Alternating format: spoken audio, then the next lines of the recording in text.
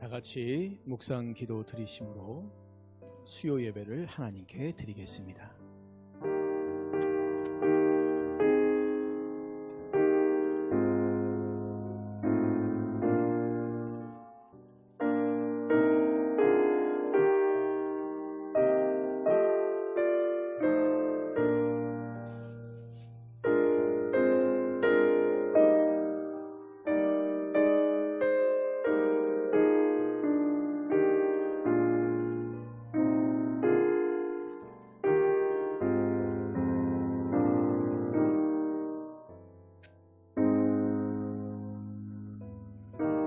하나님은 영이시니 예배하는 자가 영과 진리로 예배할지니라. 아멘. 하나님 아버지, 은혜를 감사합니다. 부활주일을 지나고 우리가 다시 또 이렇게 하나님 앞에 모여 수요 예배 드릴 수 있게 하심을 감사합니다. 같이 모여 하나님을 예배하는 귀하고 복된 시간들 주의 성령께서 함께 하시고 주시는 주의 말씀들이 우리의 심령 가운데 새롭게 다가와서 새 은혜가 되고 새 힘이 되는 복된 시간들 되게 하여 주시옵소서. 예배 시종을 우리 주님께 온전히 의탁드리오며 살아계신 예수님의 이름으로 기도드리옵나이다. 아멘. 찬송가 524장 부르시겠습니다.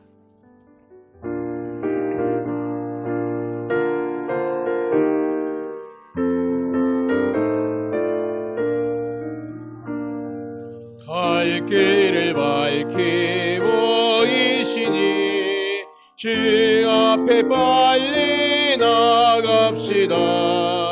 우리를 찾는 그 주 예수 곧 오라시네.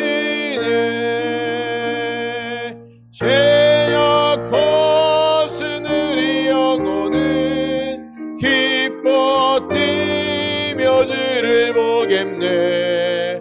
하늘에 계신 주 예수를 영원히 섬기리. 우리를 오라 하시는 말 기쁘게 듣고 순종하세. 이 주를 믿기 지체 말고 속속히 나가세. 죄악 벗은 우리 영혼은 기뻐 뛰며 주를 보겠네.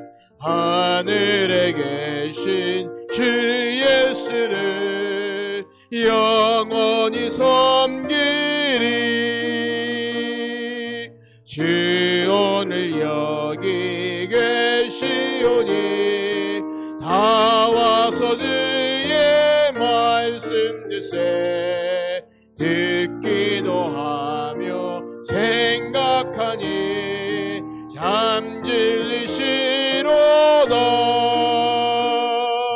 죄악 벗은 우리 영혼은 기뻐 뛰며 주를 보겠네. 하늘에 계신 주 예수를 영원히 섬기리.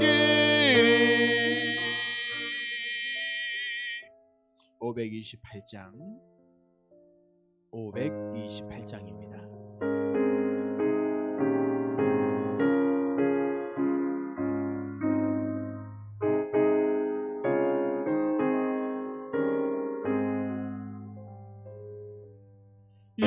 예수가 우리를 부르는 소리 음성 부드러워. 문 앞에 나와서 사면을 보며 우리를 기다리네.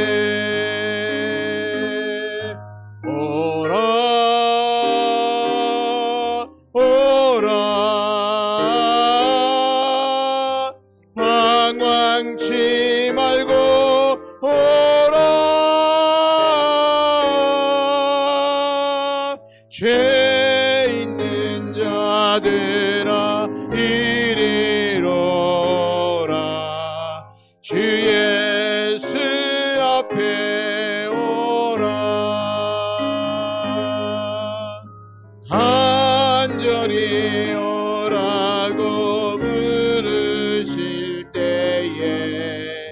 우리는 지체하려 주님의 은혜를 왜 아니 받고 못들은 채 하려나. 오라 오라 방황치 말고 오라. 죄 있는 자들아 이리로라. 주 예수 앞에 오라. 세월이 살같이 빠르게 지나 쾌락이 끝이 나고 사망의 그늘이 너와 내 앞에 들리며 가리우네. 오라 오라 방황치 말고 오라. 죄 있는 자들아 이리로라. 주 예수 앞에 오라. 우리를 위하여 예비해 두신 영원한 집이 있어. 죄 많은 세상에 떠나게 될 때 영접해 주시겠네. 오라 오라 방황치 말고 오라. 죄 있는 자들아 이리로라. 주 예수 앞에 오라. 이 시간 우리 같이 합심하여 기도하는 시간 갖겠습니다. 오늘 드려질 예배를 위해서 같이 기도해 주십시오. 하나님께서 은혜를 주셔서 우리 각 사람이 주의 말씀 가운데 은혜 받고 새 힘을 얻고 특별히 말씀 앞에 순종하는 우리가 되게 해달라고 기도하시고, 한국 교회를 위해서, 이 나라의 민족을 위해서 어려움을 당하고 있는, 특별히 코로나19로 어려움 당하고 있는 우리나라뿐만 아니라 세계 각국에 있는 정말 가난하고 이제 어려운 나라들이 더 많은 고통을 겪습니다. 제가 지난 주일 예배 광고 시간에 잠깐 말씀드린 것 같지만 캄보디아에도 지금 통행 금지령이 내렸어요. 확진자가 굉장히 많이 생기고 있습니다. 그런 상황도 우리가 기억하면서 이 코로나19가 가난한 나라나 부자 나라나 어떤 나라들이 백신들이 다 바르게 다 접종될 수 있도록 그렇게 여러분 위해서 기도해 주시고, 미얀마의 그 상황들이 속히 전 세계가 개입해서 바른 길로 가게 해달라고 이 시간 같이 우리 합심하여 기도하는 시간 갖겠습니다. 기도하겠습니다. 하나님 아버지 은혜를 감사합니다. 오늘 우리가 하나님 앞에 나와서 주의 말씀을 나눌 수 있게 하심을 감사하고, 우리 주님이 원하시는 삶이 무엇인가 우리가 주의 말씀을 통해 듣길 원하오니 이 시간 주의 성령께서 우리에게 은혜를 내려주시고 인도해 주시고 지켜주시기를 기도하고 간구합니다. 하나님 아버지, 우리의 생각과 우리의 뜻이 아니라 오직 주님의 뜻이 있음을 믿고 주님의 선하심대로 우리가 기도하며 나아갈 수 있도록 도와주시고, 주님 오늘 우리가 주님 앞에 기도하며 간구하는 정말 주님이 기뻐하시고 원하시는 복된 삶, 또 정의와 공의가 넘치는 삶들,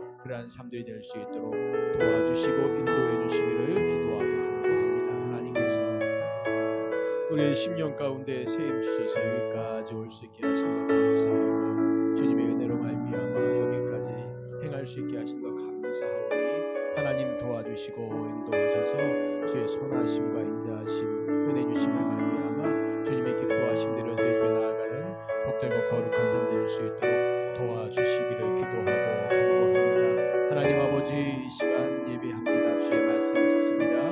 우리의 눈과 귀를 여시고 마음을 여셔서 주의 말씀을 듣게 하시며 하나님 아버지 어두워진 우리의 눈과 귀가 열려져서 주님 말씀 앞에 온전하게 설 수 있는 귀한 시간들 되게 하여 주시옵소서. 한국교회와 이 나라의 민족 가운데 함께 하시고 하나님의 정의로우심과 공의로우심이 하나님 교회와 이 땅 가운데 차고 넘칠 수 있도록 인도하여 주시고 하나님 아버지 코로나19로 인하여 어려움 당하고 있는 정말 세계 각국의 가난하고 어려운 나라들 그 나라들 가운데 하나님 참으로 전 세계가 같이 마음을 모아 하나님 앞에 같이 백신이 접종될 수 있도록 도와주시고 미얀마 군부대대로 인하여 어려움 당하고 있는데 하나님 아버지 전 세계가 하나님 아버지 그 나라에 대해서 이 문제를 해결해 나갈 수 있도록 도와주시옵소서. 아버지 하나님 오늘 우리에게 주의 말씀을 같이 들을 수 있는 예배할 수 있는 시간을 주심을 감사합니다. 예배하며 기도하며 나아갈 때 주의 성령께서 함께 하시고 주님이 기뻐하신 대로 온전하게 우리의 삶의 모든 것들을 다 드릴 수 있는 귀한 은총 내려 주시옵소서. 아버지 하나님 말씀을 듣겠습니다. 우리의 눈과 귀가 열리고 마음이 열려서 주의 말씀을 바르게 듣고 또 바르게 화답하며 순종하며 나아가는 우리 모두가 다 되게 하여 주시옵소서. 예수님의 이름으로 기도드리옵나이다. 아멘.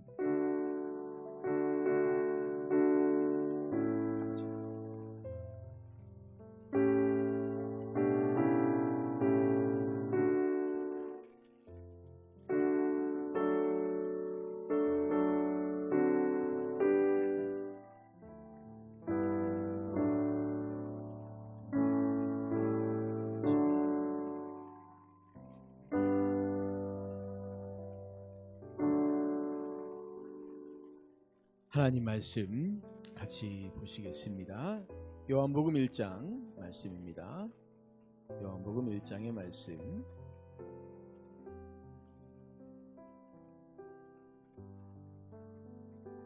우리 12절과 13절 두 절 말씀만 한 목소리로 같이 읽겠습니다. 12절 13절 두 절 말씀 같이 읽겠습니다. 시작.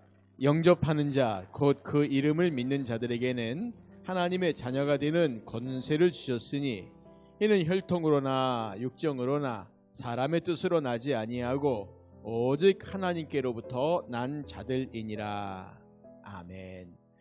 여기에 보시니까 12절 말씀 우리가 너무 잘 알죠. 영접하는 자 곧 그 이름을 믿는 자들에게는 이렇게 말하죠. 그럼 이제 여기서 이런 질문을 우리가 던질 수 있는 겁니다. 누가 믿을 수 있느냐? 누가 영접할 수 있느냐? 영접하는 자에게 이러한 권세를 주신다라고 말씀하시는데 아니 그럼 누가 영접할 수 있고 누가 믿을 수 있냐는 거죠. 우리가 지금 그 얘기하고 있는 겁니다. 이 부르심에 관한 이야기. 소명이라고 말하지만 이것이 뭐라고요? 이제 넘겨주십시오. 부르심.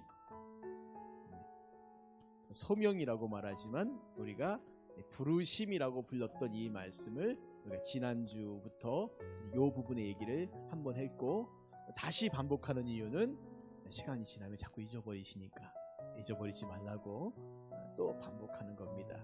자, 지난주에도 그런 말씀이었지만 소명이라는 말이 우리가 잘못 들으면 소명, 사명 막 그런 뭐 좀 이게 헷갈릴 수 있는 상황이죠. 그래서 이 소명이란 말은 아주 쉽게 말하면 부르심. 그래서 밑에 하나님의 특별한 뭐라고요? 초대. 하나님이 이렇게 와 이렇게 이리 오너라 부르시는 거예요. 누가 믿을 수 있습니까? 하나님의 특별한 초대를 받은 사람이 믿을 수 있어요. 누가 하나님을 영접합니까? 하나님의 특별한 초대를 받은 사람이 영접합니다. 이해가 되시겠죠? 그러니까 제가 믿을게요 이렇게 손들고 이렇게 믿겠다고 하는 사람은 사실은 없어요. 왜? 인간이 죄인이기 때문에 믿겠다라고 하는 사람이 없어요. 그러면 전 믿고 싶어요 라고 손을 번쩍 드는 사람은 이미 그 안에 하나님의 특별한 초대가 있었다는 겁니다. 그러니까 우리는 아니 내가 믿고 싶으면 믿고 내가 안 믿고 싶으면 안 믿지요 라고 그렇게 말할 수 있지만 그럴 수 없다는 겁니다. 왜 믿음에 대해서 내가 믿고 싶으면 믿고 내가 안 믿고 싶으면 안 믿고 보세요.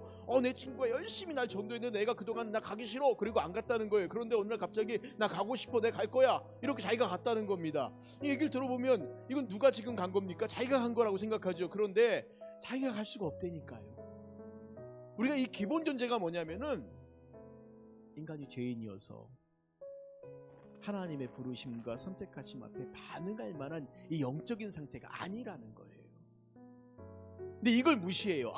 사람은 다 할 수 있지 뭐.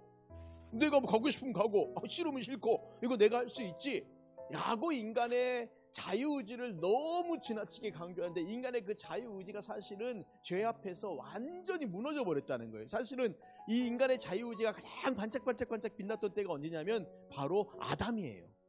그러니까 하나님이 원래 인간에게 주신 그 자유의지가 가장 그 속에서 정말 자유롭게 선택할 수 있는 이런 유일한 사람은 아담밖에 없어요. 아담 이후에는 죄로 인하여서 이 지각이 영이 어두워져 버려요.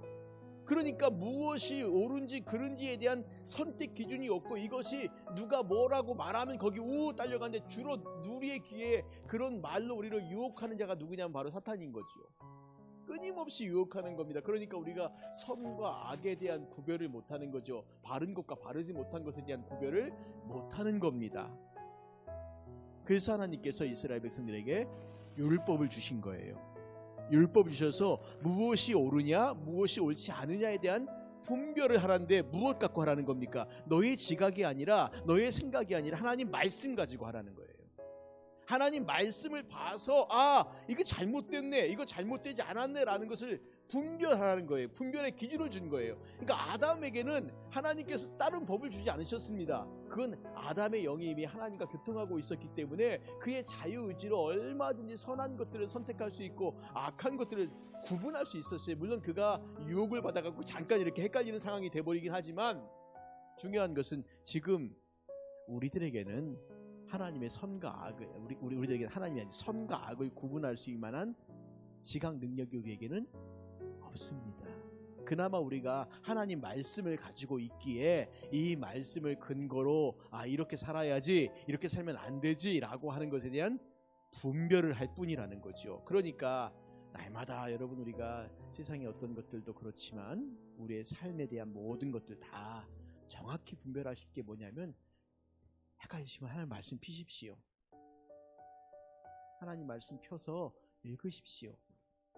가장 기본적인 것이 뭐냐면 이것이 나에게 유리하냐 나에게 불리하냐라고 말할 때 대부분이요 나에게 불리한 게 옳을 때가 많습니다. 사람들이 자기에게 불리하면 거짓말을 해서 유리하게 만들려고 하거든요. 그래서 어떤 것이든지 간에 자기에게 이거 내가 이렇게 가면 좀 손해볼 텐데 라고 하는 것이 옳을 때가 많아요. 신기하지요. 사람들은 손해보지 않으려는 쪽으로 가기 때문에 희한하게 손해보는 쪽이 오히려 옳은 쪽이 많습니다. 그리고 나보다는 다른 사람에게 더 이게 이익이 될 거야 라고 생각되어지는 게 많습니다. 그러니까 우리에게 낮아지는 것과 내려놓는 것과 포기하는 것들을 말씀하신 게 뭐냐면 하나님께서 하나님의 특별한 초대를 받아서 하나님의 자녀가 된 우리들에게 이 말씀을 통하여서 너희가 이렇게 살아야 한다 이렇게 살아야 한다 이렇게 살아야 한다라고 하는 말씀의 기준 근거로 해서 우리가 그것들을 판단해 나가는. 그래서 어떤 목사님이 그런 얘기를 하더라고요. 제발 모든 문제를 갖고 기도하지 마라. 그 사람들이 아니 기도해야지 왜 기도하지 말라고 하십니까? 하나님께서 우리에게 정확하게 이렇게 살아라 라고 말씀하신 것 갖고는 기도하지 말라고요. 그럼 어떻게 합니까? 그렇게 살면 돼요. 근데 하나님의 말씀에 이렇게 살아야 된다라고 말씀하신 건데 그걸 기도해요. 예를 들면 하나님이 원수까지 사랑해라 라고 하는데 기도하고 있어요. 물론 힘을 주세요 라고 기도하겠지만 힘을 주세요 기도하기 때문에 우리가 이를 악물고 그렇게 사는 겁니다.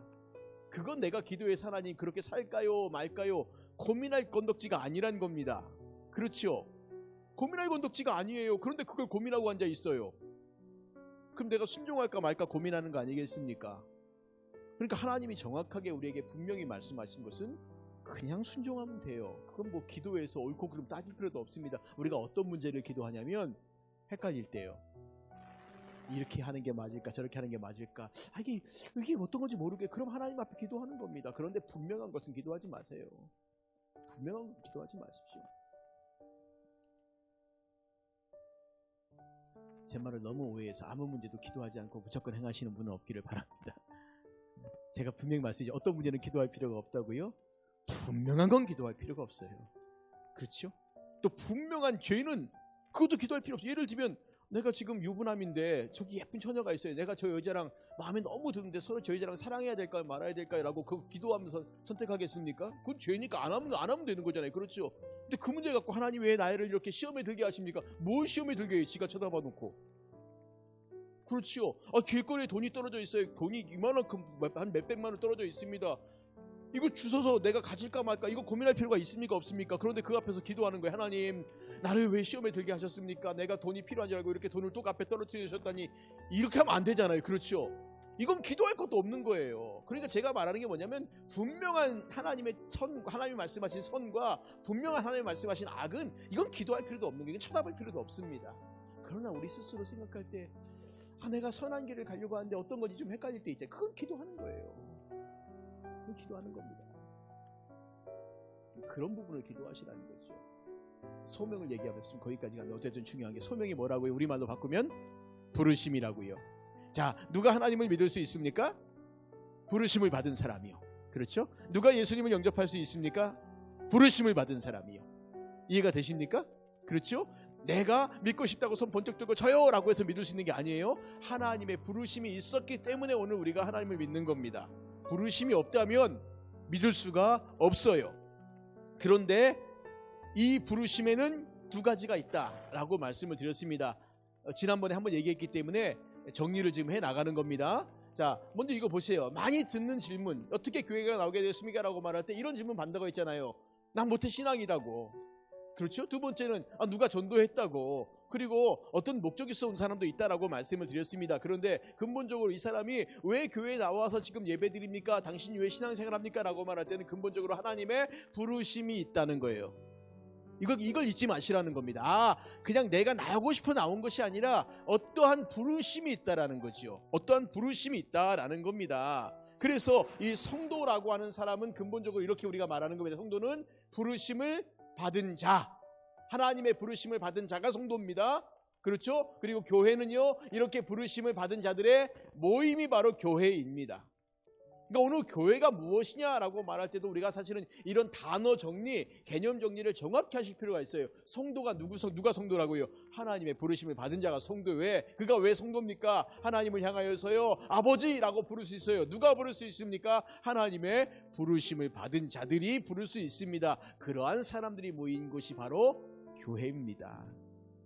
그러니까 교회가 세상의 모임과 다른 것이 뭐냐면, 교회는 궁극적으로 하나님의 부르심이 기본에 깔려 있다는 거예요.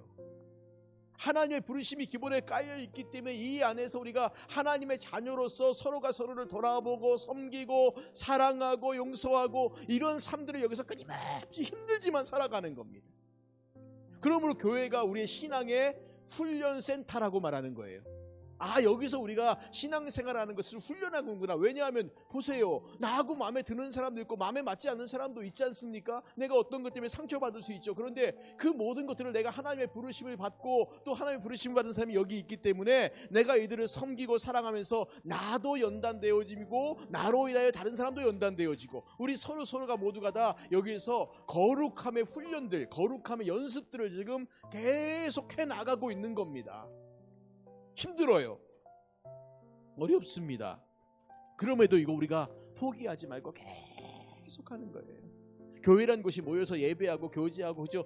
너무 좋은 사람들이 많구나. 아니요, 하나님의 부르심을 받았지만, 이거 다음번에 중생 얘기할 때 말하겠지만요, 중생했다라고 말하면 우리 머릿속에는 이 사람이 완전히 천사가 되었구나 라고 생각을 해요. 그렇지 않겠습니까? 중생했다고 하는데 아니에요. 그렇지 않아요. 중생에도 여전히 우리의 변화되어질 것들이 많이 있습니다. 그래서 이 중생, 소명, 중생, 회심 이것이 한꺼번에 일어난다는 것은 뭐냐면 이것이 출발이에요. 출발. 중생했다고 해서 어떤 이단에서는 중생이라는 것을 굉장히 뭐 거듭남의 비밀 그래가지고 엄청나게 뭔가 큰 것을 말하는데 아니에요. 중생한 것은 내가 하나님의 자녀로 태어났다는 거예요. 아기 같은 존재라는 거예요. 이제 그때부터 뭐 하는 겁니까? 자라가는 거죠. 이게 성화입니다. 그러니까 중생보다 더 중요한 건 뭐냐면 성화예요. 자라가는 겁니다. 태어나기만 하면 뭐해요? 근데 이 태어남도 하나님의 은혜인 거죠. 근데 누가 태어난 사람입니까? 하나님의 부르심을 받은 사람이 태어난 사람이죠. 야, 하나님을 우리가 아버지라고 부르면 내가 새롭게 태어난 거죠. 이건 다음번에 중생 이야기할 때 하겠습니다. 이 구원파에서 너무 이 중생, 뭐 거듭남의 비밀 뭐 이래갖고 박옥수가 맨날 자동차 안에 붙여놓고 이렇게 뭐 버스에다가 이렇게 거듭남의 비밀 뭐 이런 거 얘기하지 않습니까? 그러니까 중생이 굉장히 무슨 특별한 것인 것처럼 말해요. 우리도 이런 말 들으면 거듭남 그럼 뭔가 니고데모에게 하신 말씀도 막 기억나고 야 사람이 거듭나지 않으면 하나님 나라에 들어갈 수 없다 뭐 이렇게 말하면 와 뭐라고 말하지만 그럼 잘 생각해 보세요. 누가 하나님의 나라에 들어갈 수 있습니까? 하나님을 아버지라고 부르는 자들. 여기 오늘 요한복음 1장 12절 말씀해 보십시오. 누가 들어갑니까? 영접하는 자, 곧 그 이름을 믿는 자들에게는 하나님의 자녀가 되는 권세를 주셨으니 하나님의 자녀가 하나님 나라에 들어가는 거지요. 그렇죠. 근데 이걸 마치 무슨 중생, 거듭남이 정말 더 특별한 것인 것처럼 사람들을 유혹하는데 우리가 그 말 들으면 와 해요. 제가 그래서 지금 이런 강의를 하고 있는 겁니다. 이런 설교를 하고 있는 이유가 뭐냐면 제발 좀 속지 마시라고요. 말 한마디, 단어 한마디에 우리가 그동안 이런 얘기를 안 들어보니까 사실은 이런 것들은 신학생들이 듣는 이야기인데 우리가 교회를 다니면서 이런 얘기를 안 들어보니까 소명 그러면 막 헷갈리고 중생 거듭남 그럼 뭔가 막 특별한 것처럼 되고 회심 그러면 또 뭔가 막 특별한 것처럼 말하는데 그렇지 않다는 걸 제가 지금 말씀을 드리려고 이 힘든 수고를 하고 있는 겁니다. 여러분들 듣고 이해해 주셨으면 좋겠어요. 이게 이런 말이구나. 그리고 그들이 하는 말이 뭔가 의도가 있어. 그러니까 야 기존 교회를 다녀도 거듭남이 없으니까 우리한테 와라. 그리고 꼬시는 거예요. 그렇게 해요. 아닙니다. 그렇지 않습니다. 오늘은 계속 부르심에 관한 이야기를 지금 하면서 계속해서 곁길로 지금 가고 있습니다. 왜 복음을 들은 사람 이후에 사람들의 반응이 다를까? 왜 똑같은 전도를 받았는데 누구는 예 하고 누구는 아니요 라고 말할까요? 근본적으로 바로 하나님의 부르심의 차이 때문이다라고 말씀을 드렸습니다.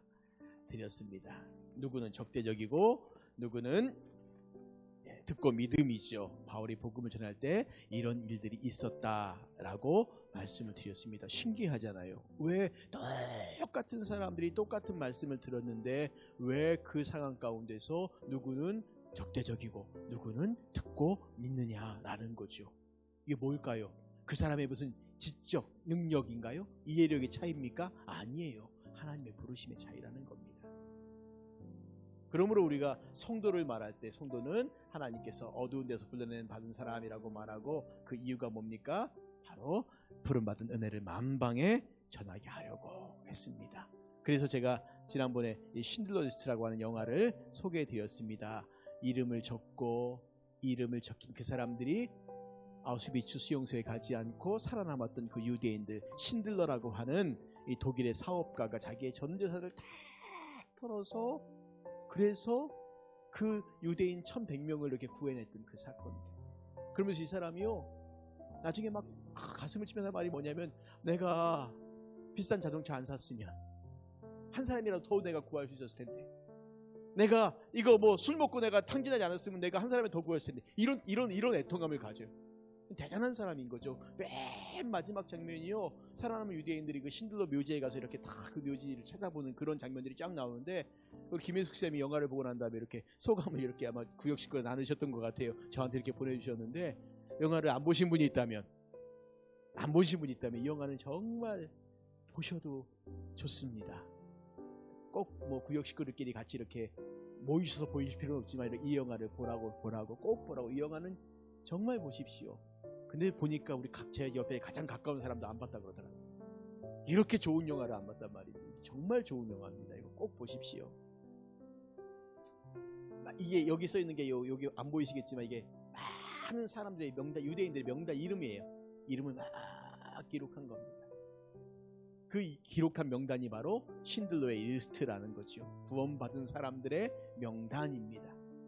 2차 대전 당시 1100명의 유대인들을 자신의 전 재산을 들여서 살린 사람이 바로 신들러라고 하는 사람이고요. 그때 신들러가 독일군에게 돈을 주고 기록한 유대인들의 명단이 바로 신들러 리스트입니다. 오늘 교회는 무엇일까요? 바로 예수님의 리스트에 적힌 사람들의 모임이죠. 똑같아요. 어떻게 본다면요, 예수님께서 당신의 핏값을 주고 그 이름을 기록하신 거예요. 감사하게도 그 이름 가운데 제 이름이 있네요. 그렇죠? 신들러가 이름을 기록하지 못했다고 해서 이름이 기록되지 않은 사람이 신들러에게 너 왜 나 기록하지 않았어? 라고 말할 수는 없잖아요. 왜? 그건 신들러가 최선을 다한 거거든요. 물론 예수님의 최선과 신들러의 최선은 개념이 다르겠죠. 그러나 신들러는 최선을 다한 겁니다. 그 이름을 기록한 거죠. 교회도 똑같아요. 예수님께서 당신의 핏값을 주고 기록한 구원받을 사람들의 이 이름들, 그게 바로 우리의 이름이라고 볼 수가 있습니다. 자, 그래서 우리가 이 소명이라는 게 중요하다라고 말씀드린 가운데 아브라함의 생애 가운데 가장 중요한 사건이 뭘까? 우리가 창세기 말씀 가운데 12장부터 나오는 아브라함의 이야기를 쭉 읽다 보면 아브라함의 인생 가운데 뭐가 제일 중요할까라고 말할 때 우리 늘 뭘 말합니까? 하나님이 아브라함을 부르셨던 사건이에요. 하나님이 아브라함을 부르셨기 때문에 그 다음에 일들이 일어난 거죠. 하나님이 아브라함을 부르시지 않았다면 그 이후의 일들은 일어날 일도 없어요. 그래서 이게 가장 중요하다는 겁니다. 여호와께서 아브라함에게 이르시되 너는 너의 고향과 친척과 아버지의 집을 떠나 내가 내게 보여줄 땅으로 가라. 그리고 아브라함을 갈대아 우르에 있는 아브라함을 부르셨어요. 그래서 내가 내게 보여줄 땅으로 가라. 그래서 아브라함을 글로 가게 하셨는데 아브라함이 감사하게도 그 말씀에 순종했어요. 그러니까 아브라함이 복의 통로가 된 거예요. 복의 근원이 된 겁니다. 하나님의 복을 만방에 전할, 내가 너의 자손을 바닷가의 모래처럼 하늘의 별처럼 많게 해주겠다라고 하는 이 놀라운 축복이 아브라함이 뭘 잘해서가 아니라 하나님의 부르심 앞에 아브라함이 순종한 것. 그렇죠? 그리고 가장 중요한 게 바로 부르심이라는 겁니다. 이 부르심, 이게 가장 중요하고 아브라함이 다른 갈대아 우르 사람의 차이점이 뭐냐라고 말할 때는 바로 그 부르심 앞에 뭐 한 거예요? 응답한 겁니다. 응답. 아브라함이 예스 했어요. 예, 부르셨으니까 예 하고 순종한 겁니다. 그러니까 아브라함의 위대함은 거기서 나온다는 거예요. 하나님이 부르실 때 예 하고 응답한 거예요. 그럼 12제자는 어떻게 예수님의 제자가 되었습니까? 똑같아요. 예, 여기도 부르심에 예, 말씀하신 나를 따라오라. 내가 너희로 사람한 어부가 되게 하리라 하시니 그들이 곧 그물을 버려두고 예수를 따르니라. 그런데 예수님 당시에 어떤 부자 청년이 다가와서 예수님에게 어떻게 영생을 얻을 수 있겠습니까? 라고 말하되 예수님이 그를 콜해요. 부르십니다. 와라. 다 재산 나눠주고, 너 부자니까 너희 재산 팔아서 다 사람 나눠주고 나를 따라와라. 그랬더니 이 청년이요, 자기가 부자인 거로 고민하며 돌아갔다고 말합니다. 그렇죠? 이 차이가 있잖아요. 누구는 곧 버려두고 예수를 따랐다라고 말하고, 누구는 고민하다가 돌아가 버린 거죠.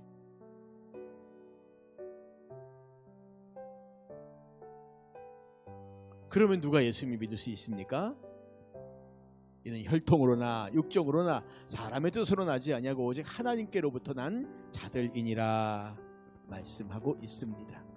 바울이 만났던 여인 가운데 루디아라고 하는, 빌립보에 있는 루디아라고 하는 여인을 만났는데요. 그때 루디아만이 아니라 여러 사람들이 같이 바울의 복음을 듣습니다. 그런데 놀랍게도 누가 반응을 합니까? 루디아가 반응을 해요. 근데 루디아가 왜 반응하게 되었습니까? 주께서 그 마음을 열어 바울의 말을 따르게 하셨다라고 그렇게 말합니다.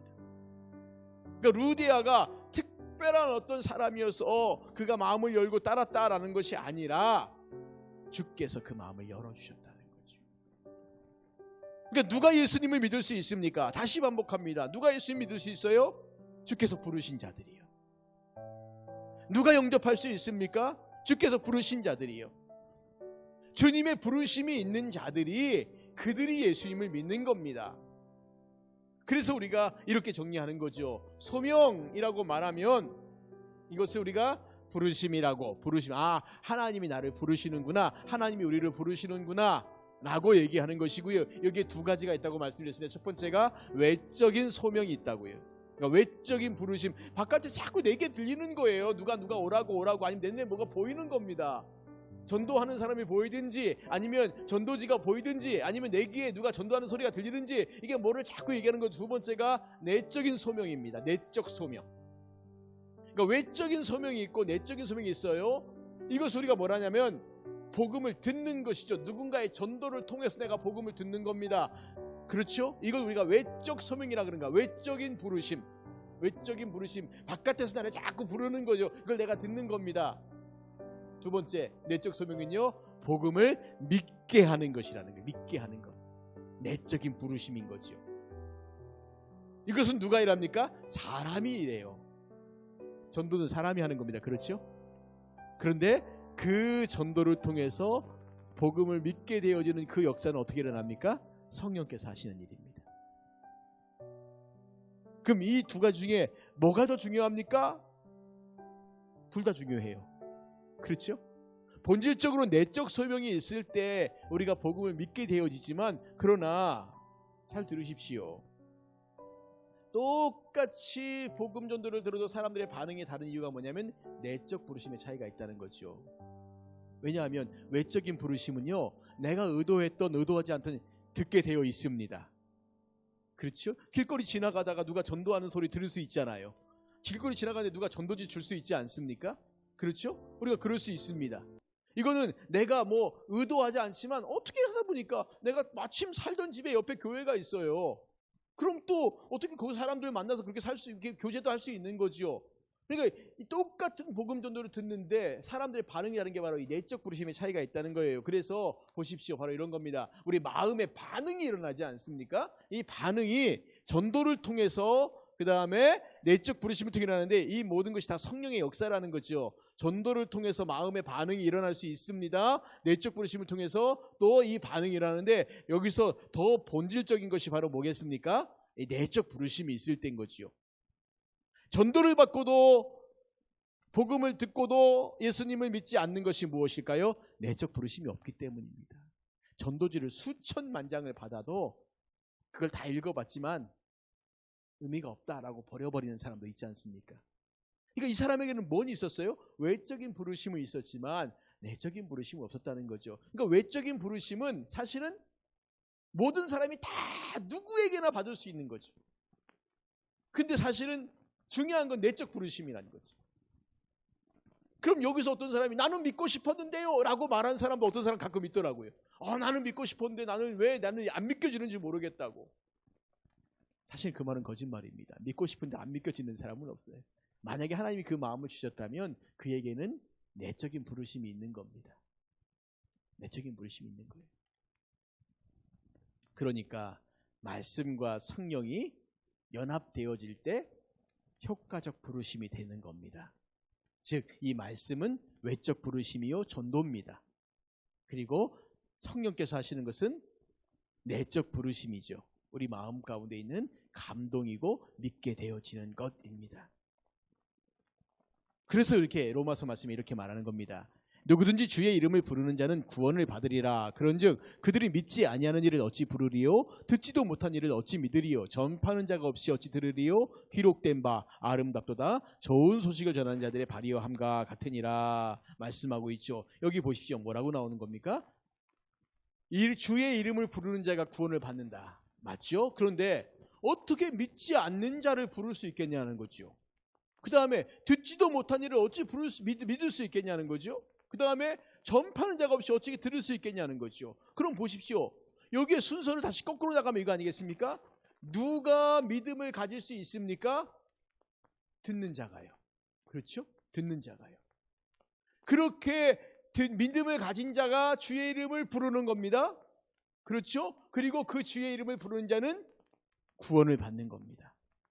그러므로 여기에 중요한 게 바로 뭘까요? 기록된 바 아름답도다 좋은 소식을 전하는 자들의 발이요.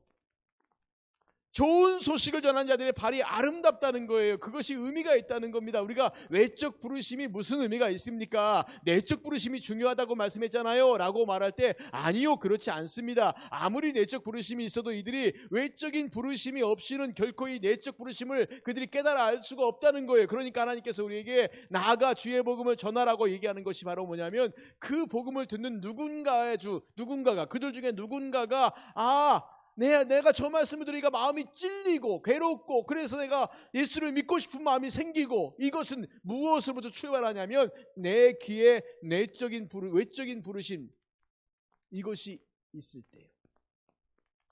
그러니까 복음을 전하는 겁니다. 아, 우리 남편은 기도해도 안 돼요. 근데 그것도 걱정하지 마십시오. 언젠가 내가 끊임없이 전할 때 그게 우리의 사명이거든요. 그러니까 우리가 할 일은 거기까지입니다. 열심히 전하는 거. 열심히 전하는 거.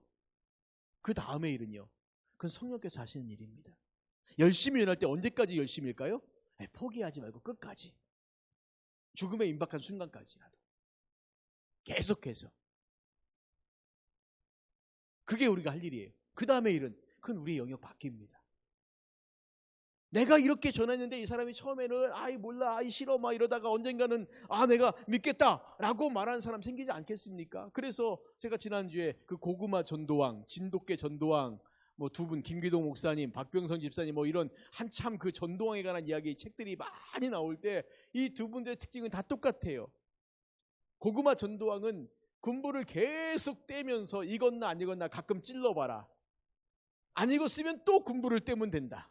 계속 뗀다. 언제까지요? 익을 때까지 찌르면 된다는 거죠. 뭐 그 중에서 안 익는 것도 있겠지요. 그런데 이거 하는 일이 뭐냐면 계속 군부를 떼면서 찔러보는 거예요. 익었나 안 익었나. 이게 고구마 전도왕이 그분이 하신 말씀이고, 진돗개 전도왕은 한번 물면 놓지 마라. 놓지 마라. 꽉 물고 놓지 말라는 거예요. 이게 진돗개 전도왕에 나오는 얘기입니다. 자기가 전도할 때 그렇게 했다는 거예요. 꽉 물고 안 놨다는, 심지어 목욕탕까지 따라갔다는 겁니다. 뭐 그러면 그들 가운데 전도되어지는 사람도 있지만 그래도 안 오는 사람도 있을 거 아니에요. 그렇죠? 그러니까 결국은 뭐냐면 왜 나로 인하여서는 한 생명도 전도가 안 될까라고 말할 때 그건 내가 안 하기 때문입니다. 내가 안 하기 때문인 거예요. 아니면 내가 한두 번 해보고 포기하기 때문에 이게 계속 찔러봐야 되는데 내가 한 번 전하면 이 좋은 말씀을 들었는데 저가 믿어야지 라고 할 필요가 없다는 거죠. 왜? 그는 이미 죄로 인하여 둔해졌기 때문에 이것이 깨어지는 시간이 필요한 겁니다. 근데 이것이 듣다가 어느 순간에 성령이 역사하시면 그러면 그것이 와장창 깨어지는 거죠. 근데 그때가 언제인지 모르니까 우리는 계속해서 전하고 찌르고 군불 떼고 찌르고 군불 떼고 찌르고 군불 떼고 찌르고 계속 그것밖에 하면 그것만 하면 돼요. 심지어 억지로 교회를 끌고 왔지만 그래도 몇 번 다니다가 난 아닌 것 같아 그러고 가는 사람도 있잖아요. 그럼 포기하지 마세요. 아유 쟤는 안 돼. 내가 교회까지 데려왔는데 다니다가 쟤 안 다닌다. 쟤는 끝났다. 그래도 그냥 할 일은 뭐냐면 계속해서 군불 떼고 찌르고 군불 떼고 찌르고 물고 놓지 말고. 언젠가는 바뀔지 모르겠지만 어쨌든 그렇습니다. 그래서 바로 이렇게 전도하고 선교하는 것. 전도와 선교가 중요한 것은 바로 외적 부르심이 없는 곳에 내적 부르심이 있을 수 없기 때문이라는 거예요. 어떻게 한 번도 못 들어본 그 사람들이 내가 예수를 믿겠다고 하겠냐는 거예요. 그건 방법이 없는 거예요. 그러니까 우리에게 땅끝까지 나가 복음을 전하라고, 예수님도 제자들에게 그렇게 복음 전하라고 말씀하신 게 뭐냐면, 아니 그냥 하나님께서 슉 해가지고 모든 사람의 마음을 다 녹여버리든가 깨트려버리든가 하시면 될 텐데 그렇게 안 하신다는 거예요. 그렇게 안 하신다는 겁니다. 그러므로 파수꾼의 비유를 말씀하시면서요, 파수꾼이 적이 쳐들어오는데 알리지 않으면 그 피가 누구의 책임이라고요? 파수꾼의 책임인 거예요. 근데 네가 알렸지만 저들이 준비 안 해서 저들이 만약에 죽임을 당한다면 그 너의 책임 아니라고 말씀하시는 거거든요. 결국 우리에게 피값을 물으실 때 우리가 얼마나 열심히 전했느냐 전하지 않았느냐 여기에 달려 있는 거예요. 그러니까 그냥 우리가 할 일은 뭡니까? 그냥 전하는 거예요. 그리고 내 삶을 통해 보여주는 거고, 말뿐만이 아니라 내 삶을 통해 예수님을 믿는 것이 이런 것이다. 그런데 오늘날 우리 교회들이 참 마음이 아픈 게 말로는 열심히 전하는데 삶으로 안 보여주니까 그게 참 안타까운 거죠. 말과 삶이 같이 갈 때 이 전도와 선교가 바르게 되어지지 않겠습니까? 특별히 선교란 게 중요한 게 바로 그거 아니겠어요? 한 번도 예수님 믿는 사람을 못 본 사람들이 선교사들을 통해서 예수 믿는 사람을 볼 때 그 선교사의 삶이 얼마나 중요하겠냐는 거예요. 근데 이 선교사가 말 다르고 행동 다르고 이런다면 그 처음 받아들인 사람은 어떤 느낌이겠습니까? 예수를 믿으면 저렇게 사는 건가? 이렇게 생각이 들지 않겠나요? 이게 참 중요하다는 거죠. 그래서 전도와 선교가 중요한 것이 외적 부르심이 없는 곳에 내적 부르심이 있을 수 없습니다. 그러니까 그냥 내가 살면서 뭐 하겠어요? 그냥 입 벌려서 심심할 때마다 예수 믿으세요, 교회 가자고 이렇게 듣든지 말든지 옆에 사람 쿡 찔러대는 거예요. 계속. 10번 찔러? 안 돼요? 그럼 100번 찔르면 되죠 뭐. 싸울 필요도 없습니다. 인상 쓸 필요도 없어요. 옆에 그냥 이렇게 뭐 지금은 노인정 못 가시지만 그렇게 사람들 만날 때 예수 믿으라고 말해서 뭔 소리요? 이렇게 말하면 또 다음에 알았다고 우리 다음에 또 말하면 돼요. 인상 쓸 필요도 없고 그냥 나는 계속해서 기도하면서 찌르고. 그래서 그분 표현은 그 군불대는 것이 계속해서 기도한다라고 표현하고 있고요. 이렇게 콕 찌르는 것이 이제 가끔 한번 교회 갈래? 이렇게 물어보는 거. 안 가. 그럼 아직 더 어리겠구나. 그리고 더 기도하고 교회 갈래? 그리고 또 콕 찔러보고 이런 일들이 필요하다라는 겁니다. 그게 우리의 사명이죠. 왜냐하면 그런 외적 부르심이 없는 곳에 내적 부르심이 있을 수 없기 때문이랍니다. 그럼 부르심의 목적과 내용이 뭘까? 하나님의 부르심이 내 신앙생활의 출발점임을 기억하십시오. 무슨 말씀이냐면 소명이 없는 자에게는 부르심이 없는 자는 결코 신앙생활하는 게 아닙니다. 할 수도 없어요. 그러니까 내가 예수님을 처음 믿었던 것이 물론 내가 믿는 가정에 태어날 수도 있고 그 다음에 내가 어려서 친구 따라서 이렇게 주일학교에 아니면 여름성경학교에 뭐 빵 하나 얻어먹으러 갔는데 저는 제가 고등학교 때 처음 전도를 했는데 제 친구를 전도했는데요. 어떻게 전도한지 아십니까? 우리 교회 가면 예쁜 여자들 많다. 그래서 제가 여자친구 소개시켜줄게. 그리고 데려갔습니다. 따라오더라고요 또. 그래서 정말 오랜 시간 가다가 신앙생활인데 지금은 잠깐 멈추고 있는데 제가 그 친구를 처음 전도할 때 그렇게 전도했어요. 이게 전도도 아니죠. 그냥 교회 데리고 온 거죠. 여자친구 소개시켜줄게. 그리고 데리고 왔습니다. 나쁜 방법은 아니지 않습니까? 그렇죠. 그럴 수도 있죠 뭐. 어떻게 저럴 수가 있어. 제가 고등학교 때 한 일이라니까요. 그럴 수 있습니다. 주일학교 때 애들 교회 가자 그럴 때 야 우리 교회 가면 선물 많이 받아. 저희 어렸을 때 주일학교 가면 선물 많이 줬거든요. 지금의 애들 그런 거 별로 안 반가워하지만 저희 여름 성경학교 때 하면 뭐 노트, 연필 뭐 이렇게 받아갖고 한 학기 내내 썼던 그런 기억들이 있습니다. 근데 그때 그게 너무 좋았어요. 또 교회 가면 또 이성 친구도 만날 수 있고 그 당시 뭐 남녀 공학이도 없고 뭐 다 뭐 그런 시대 때 어떻게 그럴 수 있습니까? 교회 가야지 그런 일들을 할 수 있으니까 그렇게 교회에 왔던 친구들도 있습니다. 물론 그들 가운데 하나님의 내적인 부르심이 있는 자들은 신앙생활을 계속하는 것이고 그렇지 않은 자들은 왔지만 그냥 그 자기의 목적만 채우고 떠나는 친구도 있고 뭐 그런 사람도 있지 않겠습니까? 그러나 중요한 건 뭐냐면 그들에게 복음을 들을 수 있는 기회. 어쨌든 교회에 나오면 목사님 설교를 들으면서 말씀을 듣지 않겠습니까? 그런 기회들을 주는 것이죠. 우리의 부르심에는 우리의 자격과 조건이 포함된 것이 아닙니다. 아무런 조건 없이 오직 하나님의 은혜로만 부름받았음을 기억하십시오. 오늘 우리도 마찬가지라는 거예요. 어떻게 왔든지 간에 내가 무슨 자격이 되어서 여기 있는 게 아니라는 거예요. 그냥 하나님께서 은혜로 우리를 부르셨다라고 그렇게 말합니다. 고린도전서 1장 말씀에 이렇게 말합니다. 형제들아 너희를 부르심을 보라. 육체를 따라 지혜로운 자가 많지 아니하며 능한 자가 많지 아니하며 문벌 좋은 자가 많지 아니하도다. 그러나 하나님께서 세상에 미련한 것들을 택하사 지혜 있는 자들을 부끄럽게 하시고 세상에 약한 것들을 택하사 강한 것들을 부끄럽게 하시고 하나님께서 이 세상에 천한 것들과 멸시받는 것들을 택하사 있는 것들을 폐하려 하심이라 말씀하고 있습니다. 여기 보시면 첫 문장에 뭐라고 말해요? 육체를 따라 지혜로운 자가 많지 않다는 거예요. 능한 자도 많지 않다는 거죠. 문벌 좋은 자도 많지 않다고 말해요. 너희의 모습을 보라는 거예요. 내가 무슨 특별한 세상에서 굉장히 탁월한 사람이어서 하나님 나를 부르셨느냐? 그렇지 않다는 거예요. 그렇지 않다는 겁니다. 우리를 부르신 이유가 무엇입니까? 우리를 살리려 하심이에요. 살리려 하심입니다. 그러나 너희는 택하신 족속이요 왕같은 제사장들이요 거룩한 나라요 그의 소유가 된 백성이니 이는 너희를 어두운 데서 불러내요 라고 말하죠. 어두운 데서 불러냈다는 거예요. 그 말은 무슨 말씀이겠습니까? 우리가 하나님이 우리를 부르시지 않았다면 우리는 그 어두운 데서 어떻게 해요? 죽는 거예요. 그런데 그 어두운 데서 죽는 우리를 부르셨어요. 생명을 주셨다는 겁니다. 그래서 우리를 부르신 이유는 목적은 우리를 살리려죠. 우리를 부르신 이유는 우리가 또 하나님께 합당하게 행하게 하려 하심입니다. 이는 너희를 부르사 자기 나라와 영광에 이르게 하시는 하나님께 합당히 행하게 하려 함이라는 거죠. 나를 하나님의 자녀로 불렀으니 이제 하나님의 자녀로서의 그 영광과 권세를 누리며 살게 하시려는 거지요. 왕이 우리를 자신의 자녀로 불렀는데 왕의 자녀답게 살라고 부른 거지 거기서 거지하라고 거지 생활하라고 부른 겁니까? 그렇지 않잖아요. 아니 지나가던 거지를 보면서 왕이 너 내 아들 내가 삼아줄게라고 그걸 불렀다면 그 부른 이유가 뭐겠습니까? 거지 생활 그만하고 살리게 하는 거죠. 그 다음에 내 왕궁에 왕의 아들로서 합당하게 살아가라 라고 그렇게 부른 거죠. 이 두 가지 외에 또 뭐가 있겠습니까?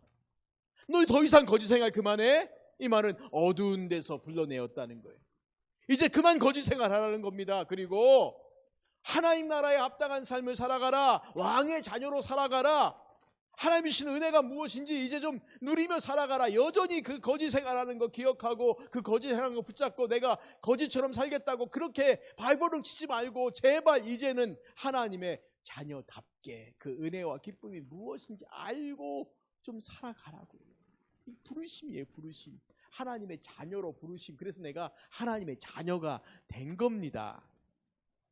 성령 안에서 다시 태어났어요. 그러니까 중생도 같은 말이라는 거예요. 내가 하나님의 자녀로 다시 태어났어요. 이게 거듭남이라는 겁니다. 그렇죠. 새롭게 태어났어요. 새롭게 태어났는데 그 다음에 어떻게 합니까? 이제 배워나가야죠. 하나님의 자녀답게 사는 게 뭐예요? 왕의 아들답처럼 사는 게 뭐예요? 어떻게 알겠습니까? 모르죠. 이제 막 태어났는데. 우리 신목사님이 아이를 낳습니다. 그 아이가요 요즘 밤잠을 잘 자는지 안 자는지 모르지만 늘 이렇게 쾌한 모습으로 나타납니다. 그래서 육아가 힘들다고 말하는데 보세요. 그 아이가 태어나서 이제 100일도 안 됐는데 그 아이가 걸어다니면서 엄마 어디 기저귀 어떻게 갈아야 돼요? 설거지도 좀 할까요? 청소도 좀 할까요? 이런 아이가 어디 있어요? 이 아이는 점점 나이를 먹어 자라가는 거죠. 그렇죠. 유치원을 살고 초등학교를 보내면서 10대가 되고 20대가 되고 30대가 되면서 점점 사람답게 되어지는 거죠. 그리고 언젠가 그 아이가 아이를 낳아서 아버지가 되면 우리 아버지가 나를 얼마나 힘들게 키웠는가, 우리 엄마가 나를 얼마나 힘들게 키웠는가, 그때서야 깨달으면 다행이지만 못 깨달아도 할 수 없지만 어쨌거나 그렇게 자라가는 거죠. 그렇죠. 우리가 하나님의 자녀로서 살아가는 것도 마찬가지라는 겁니다. 과거적 구원이라고 말했던 그 6가지 그 모든 것이 다 특별히 그 중에 중요한 이 소명과 중생과 회심, 이 모든 것이 다 뭐냐면 태어난다 라고 생각하시면 되는 거예요. 아, 내가 하나님의 자녀로 이제 막 태어났다. 그 다음에 필요한 게 뭘까요? 하나님과 함께, 예수님과 함께 거룩해져 가는 거예요. 이 말 성화라는 말은 뭐냐면 하나님의 자녀로 하나님을 닮아가는 것, 예수님을 닮아가는 것, 그 삶을 매일매일 자라가면서 점점 자라가는 것을 우리가 성화라고 말하는 거예요. 그러니까 소명과 중생과 회심은 가장 기본이에요. 태어나는 것. 태어났다고 해서 우리의 무슨 인격, 지능, 감정 이런 모든 것들이 다 완벽하게 싹 바뀌었다. 나는 중생했어요. 이제부터 나는 정말 거룩해졌어요. 아니에요. 거룩해진 게 아닙니다. 거룩해져 가는 겁니다. 그때부터요. 아기처럼 태어난 거예요. 그러니까 우리가 흔히 초신자라고 말하는 신생아 같은 그 아기 성도를 보면서 이 믿음이 잘 자라가기를, 거룩해져 가기를 돌봐주는 거예요. 그런데 그 성화의 과정은 사람마다 조금 다르다는 거죠. 누구는 정말 그 거룩한 삶들이 잘 자라듯이 쑥쑥 자라가는 사람도 있지만 어떤 사람들은 정말 더디게 자라고 안 자라는 사람이 있어요. 저 사람이 정말 저렇게 교회를 30년 다녔는데 아직까지 애기 같네. 못 자라는 거예요. 저가 혹시 예수님을 안 믿는 게 아닐까? 그건 아닐 것 같아요. 그런데 못 자란 거예요. 그러니까 성도의 신앙생활 가운데 중요한 게 우리의 현재 우리의 믿음 생활 가운데 제일 중요한 게 바로 뭐냐면 자라가라. 그래서 이것을 우리가 과거적 구원이라고 말하는 거예요. 이미 우리는 태어난 사람들이지 않습니까? 태어난 사람들이지 않습니까? 그러니까 자꾸만 태어날 때 얘기 그만하고 이제 내가 지금 어떻게 자라가고 있는지 지금 우리가 간증하는 건 그 얘기하는 거예요. 내가 오늘 이렇게 하나님 앞에 이렇게 살려고 헌신했는데 내가 이 문제가 참 어려워서 내가 부딪혔는데 집사님은 이 문제 어때요? 이렇게 물어보면 나도 그런 일이 있었는데 이렇게 이게 서로의 자라감을 도와주는 거죠. 연약한 믿음들을 세워나가고 그 말씀을 먹고 기도를 통해서 서로의 격려와 섬김을 통해서 연약한 믿음의 성도가요 작은씩 조금씩 그렇게 자라가는 겁니다. 그러면서 이것이 자라감이 하나님의 은혜가 있지만 사실은 세상 속에서는 이것이 고통도 있고 힘든 일도 있고 어려움도 있으니까 인내하시오. 그때 우리를 붙잡아 주심이 누굽니까? 성령께서 우리를 견인하시는 거죠. 이끌어 가시는 겁니다. 그러니까 힘들고 어려울 때 성령님 나를 붙잡아 주셔서 내가 이 믿음의 싸움들을 잘 싸워 나가고 승리할 수 있게 도와주세요. 여러분, 너무 내 마음의 감정이나 생각들에 얽매이지 마십시오. 그건 어리고 약한 거거든요. 내 감정과 생각들은 참 어려서 우리가 신앙생활하다가 제일 많이 넘어지는 게 바로 뭐냐면 내 감정과 생각들 때문에 넘어질 때가 많습니다. 그리고 관계 속에서 맺는 이런 일들. 그러니까 모든 사람이 다 나에게 좋은 것으로 대할 거라고 생각하지 마십시오. 그렇지 않은 사람도 있습니다. 왜? 교회 공동체 안에는 믿음이 좋은 사람도 있지만 믿음이 어린 사람도 있으니까. 우리 가끔 유아실에 애들, 지금이야 애들 많이 하지만 재작년쯤에 2019년 이때쯤 되면 예배 드릴 때 여기 보면 난리지 않습니까? 지들끼리 그냥. 근데 거기다 내가 어른들이 화내는 사람 없어요. 그렇죠. 왜? 애기들이니까. 애기들은 그렇게 크는 겁니다. 그러니까 교회 내에서 좀 힘들고 연약한 사람들을 자꾸 붙잡아주고 세워주되 스스로도 하나님 내가 믿음 안에 잘 자라게 해주시고 그 다음에 나의 생각이나 나의 감정에 너무 휘둘리지 않도록. 사탄은요 우리의 감정과 우리의 생각을 가장 잘 건듭니다. 왜냐하면 이게 제일 잘 휘둘려요. 어젯밤에 난 잠을 못 잤어요. 왜? 너무 마음속에 화가 나서. 그럼 잠 못 자잖아요. 근데 이 화날 게 정말 화날 만한 건가? 생각해보면 화날 만한 것도 아니에요. 근데 사탄은 계속 그것을 통해 우리를 이렇게 격동을 시켜요. 많은 쓸데없는 생각들 갖고 격동을 시켜요. 그리고 내 스스로 막 여기다 그냥 이렇게 지을 막 지어 나가죠. 그냥 막 마음대로 말리장 쌓았다가 허물었다 막 이 난리를 피게 하는데 그게 누가 하냐면 사탄이 하게 하는 겁니다. 그러니까 때로 우리 마음속에 막 그런 감정과 생각들이 막 복받칠 때는 잠깐은 이성적인 게 필요해요. 이게 정말 이럴 일인가? 아닐 때가 많거든요. 성화 얘기까지 갔습니다. 너희를 불러 그의 아들 예수 그리스도 우리 주와 더불어 교제하게 하신 하나님은 미쁘시다라고 그렇게 말씀합니다. 그래서 우리를 부르신 목적이 뭐냐라고 말할 때 바로 이거예요. 하나님과 함께 걷기, 하나님과 교제하기. 왜 부르셨어요? 왜 우리를 당신의 자녀로 부르셨습니까? 그냥 냅두려고요? 부르신 다음에 아무 생각 없이 그냥 불렀어, 이게 아니잖아요. 그렇죠? 당신의 자녀로 우리를 삼으신 이유, 우리를 부르신 이유. 자, 보세요. 부르신 이유와 거듭나게 하신 이유와 우리로 하여금 회심하게 하신 이유가 다 똑같아요. 하나님의 자녀로 하나님과 함께 살게끔. 그 부르심을 기억한다면 우리가 내가 이제 하나님과 함께 가겠습니다. 하나님과 함께 걷겠습니다. 동행하겠습니다. 이게 바로 영적 싸움이고 이게 바로 성화의 삶인 겁니다. 이해가 되셨습니까? 무슨 말씀인지요? 자, 우리 여기 계신 분들 다 하나님의 부르심을 받은 자들입니다. 그렇다면 내적인 부르심이 있다라는 것은, 내가 하나님 믿는다는 것은 내가 거듭났고 하나님의 자녀가 되었고 그 다음에 그 안에 모두가 다 회심이 있어요.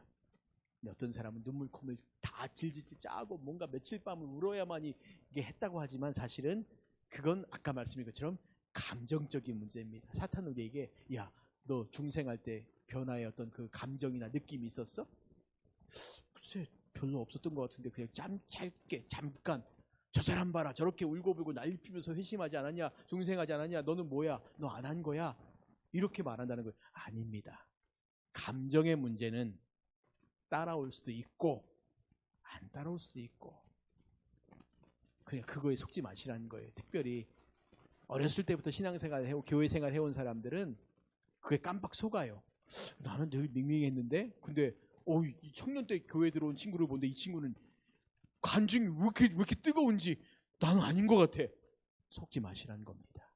하나님의 부르심은 감정과 더불어 있을 수도 있고 체험과 더불어 있을 수도 있지만 그렇지 않을 수도 있습니다. 예수님의 제자들이 예수님을 따라갈 때 그들이 그물을 딱 버려두는 순간 뭔가 빠바바밤 했습니까? 그냥 따라간 거예요. 그렇죠? 그들이 꽉꽉꽉 하지 않았다니까요. 근데 우리는 늘 그런 걸 원해요. 꽉꽉꽉꽉 원하는데 아닙니다. 그렇지 않습니다. 이제 말씀을 맺겠습니다. 우리가 오늘 같이 배운 말씀은 부르심, 소명입니다. 성령님께서 우리로 하여금 신앙생활을 쭉 하고 하나님의 계획하심과 예수님의 성취하심을 우리의 삶 가운데 적용시켜 나가시는 첫 번째 단계가 바로 뭡니까? 그게 부르심인 거예요. 봐라, 하나님이 너를 사랑하시고 예수 그리스도께서 너를 위해 십자가에 죽으셨다라는 것을 우리에게 알게 하셔서 그것을 믿게 하시는 것, 우리로 하여금 그걸 듣게 하시는 것이 외적 부르심인 것이고 그것을 믿게 하는 것이 내적인 부르심이라는 것. 그러니까 이미 이곳에는 그 앞의 사건, 하나님의 사랑과 예수님의 십자가의 그 구속의 은혜가 이미 전제되어지고 이미 이루어진 것들이 우리에게 이제 알게 하고 믿게 하시는 것, 이게 바로 소명이고 이게 부르심이란 겁니다. 왜 부르셨어요? 이렇게 하려고요. 하나님과 함께 걷고 하나님과 함께 교제하고, 그러니까 이 분명한 사실 앞에 우리의 감정이, 우리의 생각들이 여기에 오염시켜서 아닌 것 같아, 긴 것 같아 헷갈리지 마시라는 겁니다. 이해되셨죠? 그러면 언젠가 다시 또 소명에 관한 이야기를 또 할 때가 있을 텐데 그 전까지는 이걸 머릿속에 잘 이렇게 지금 새겨 놓으셔야 합니다. 사람 머리 가운데 가장 나쁜 머리가 그 돌머리라고 하지 않습니까? 돌머리는 새겨지는데 오래 걸려요. 그런데 한번 새겨지면 절대 안 잊어버립니다. 그게 돌머리입니다.